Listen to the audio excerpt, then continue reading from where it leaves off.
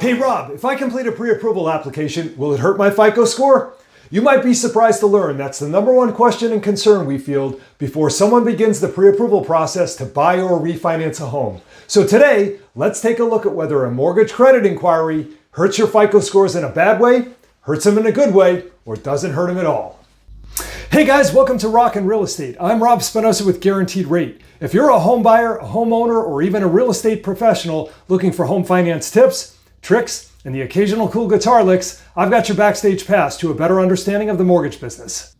Let's face it, if you're serious about buying or refinancing a home, at some point a lender or broker is going to make a hard credit inquiry and access Equifax, Experian, and TransUnion. And while it's impossible to escape this reality, there are some tips that help minimize the worry that typically swirls around credit pulls. The biggest myth is our first one, that simply having your credit pulled by a mortgage provider will hurt your score. Today, with the abundance of tools that allow consumers to monitor their scores, it's not unusual for mortgage applicants to become FICO obsessed.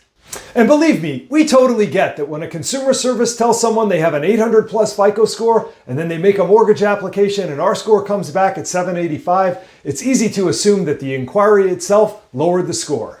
But in this case, it's actually more likely that the type of reporting is what influenced the perceived discrepancy. You see, mortgage lenders access a FICO model that is generally more conservative and more in line with the type of risk they take on when they extend credit.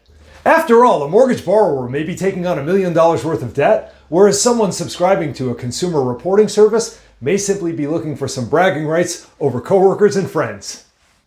The second myth is that a new credit inquiry can take a stellar score and make it a poor score with a single mortgage application. In 20 years, I've never seen this happen. And the reason it doesn't happen is because pursuit of new credit accounts for only 10% of your overall FICO score, whereas payment history and balance relative to credit limit accounts for a total of 65% of your score.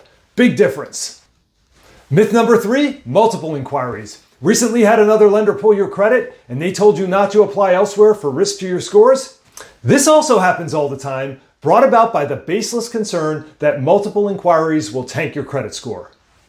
In fact, so long as you're making only mortgage inquiries, you'll have a window of about 45 days to shop for the best terms. And any number of inquiries you make in that window will count as a single inquiry by the FICO model.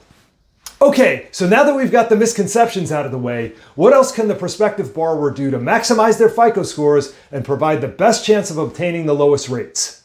Certainly, making sure each bill is paid on time is the first and best strategy. But behind that, the only other aspect that doesn't involve a significant amount of time is management of your balance to limit.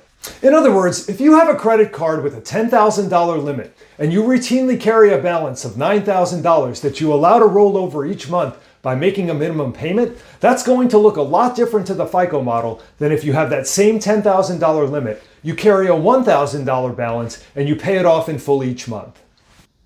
Understanding the close date of your revolving accounts and paying down their balances as much as possible before that date, but before the time you apply for a mortgage, is also one of the best ways to boost your FICO scores organically.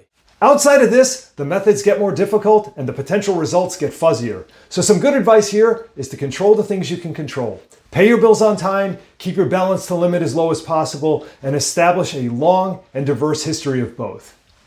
Oh, and one last tip. Don't fix something that's not broken. If you already have a high score, maintain a low balance to limit, and have done both of those things over your entire credit life, don't take any drastic and new measures to try to get your 799 over 800. It's just not worth it. And the potential to do harm to your score exceeds the potential to do good. Should you have any questions about your own credit scores and how they relate to your application, or any other questions about any aspect of the mortgage process that will get you the financing you need, don't hesitate to get in touch at any of the links below or by calling us directly at 415-367-5959. And if you found today's video helpful, please click on the like and subscribe buttons below and we'll keep the hits coming.